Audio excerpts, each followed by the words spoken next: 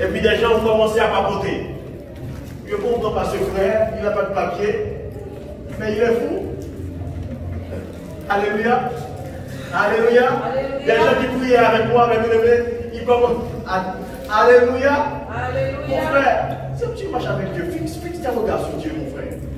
Jeune garçon, jeune fille, fixe tes regards sur Dieu. Alléluia. Dieu t'emmène quelque part. Dieu t'emmène quelque part. Je parle à quelqu'un qui est sans papier ce matin et qui vient prier.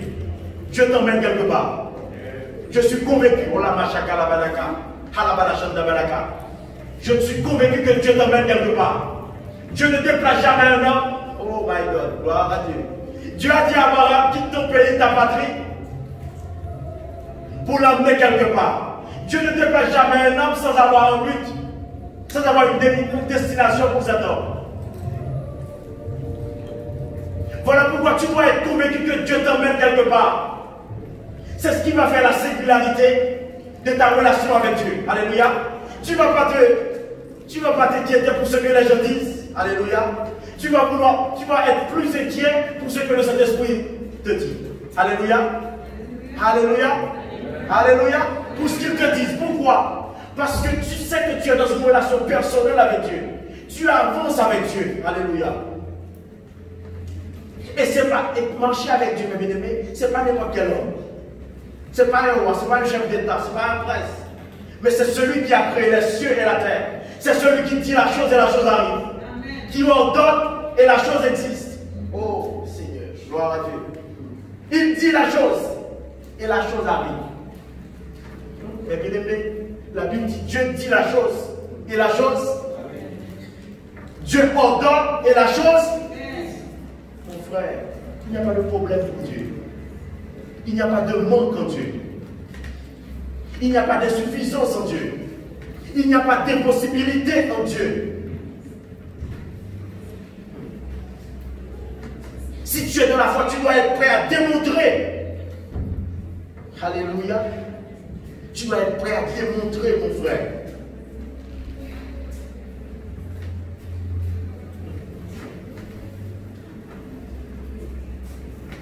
Ça me rappelle ce pasteur qui travaille peut-être pour 19 000, 15 000 francs CFA à Abidjan.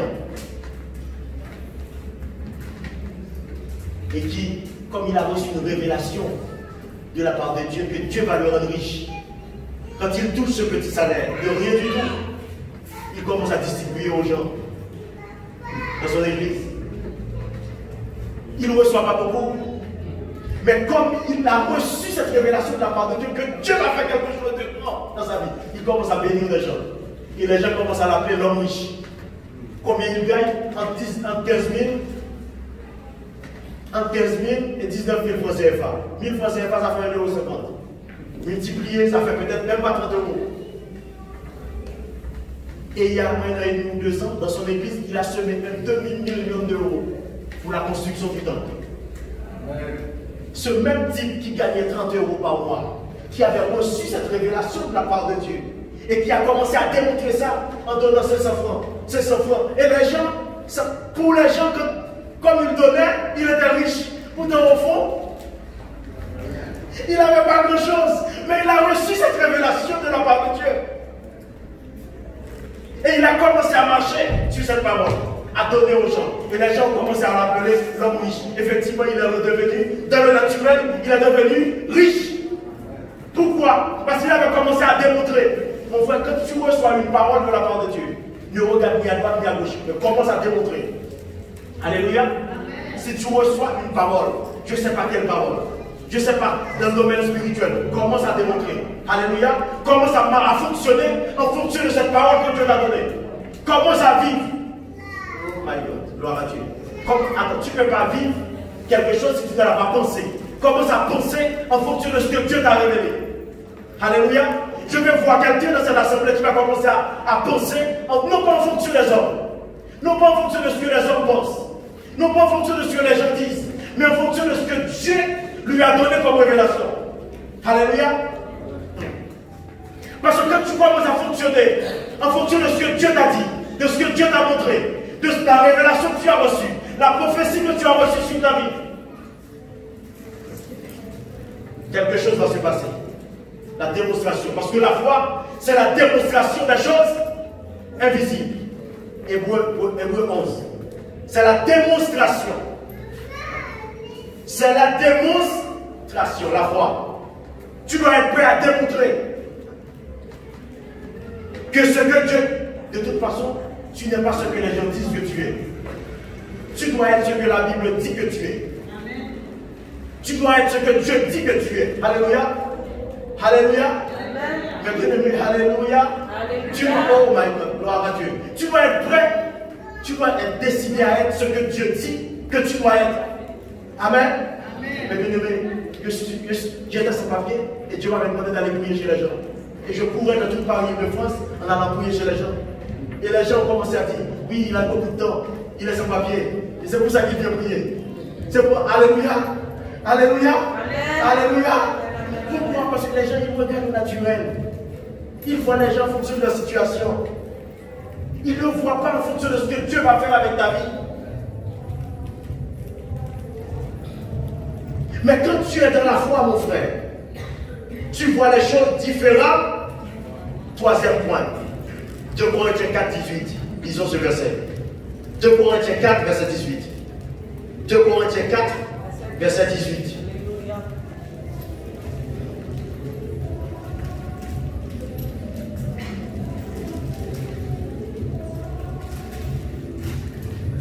Car nos légères afflictions du moment présent ne produisent pour nous, au-delà de toute mesure, un poids éternel de gloire, parce que nous regardons non point aux choses visibles,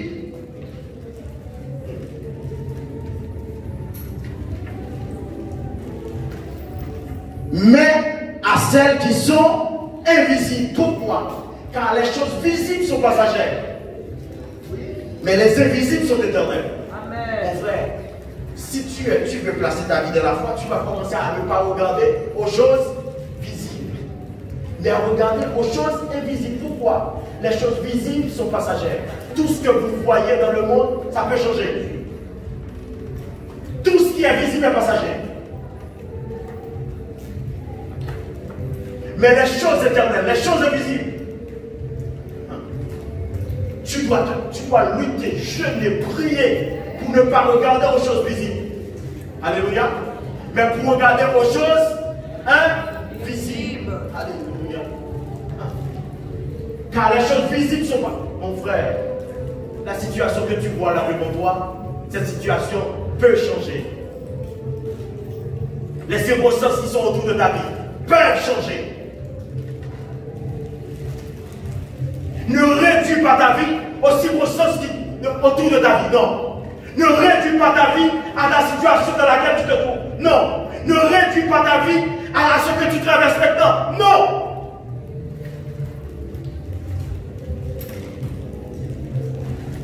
Ne réduis pas ta vie à ce que tu vis. Non, mon frère. Regarde les choses invisibles. Regarde à Dieu. Regarde à la parole de Dieu. Regarde les choses invisibles. Alléluia. Beaucoup de gens basculent dans la dépression à cause des choses visibles. Parce que ce qui se passe dans leur vie, mes bien-aimés, c'est trop dur pour eux. Ils craquent. Ils basculent dans la dépression. Mais ce matin, mon frère, si tu veux marcher dans la foi, pour être ce que Dieu veut que tu sois, tu dois être déterminé à regarder non pas aux choses visibles, mais aux choses mon frère.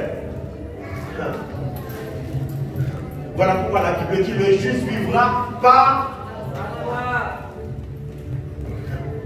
le juste vivra par. Il faut regarder, mais c'est un combat pour regarder aux choses. Mon frère, je vous dis que c'est un combat de regarder aux choses invisibles. Mais bien aimé, avec ma femme, on a décidé d'acheter une maison. On décide de déposer le dossier à la banque.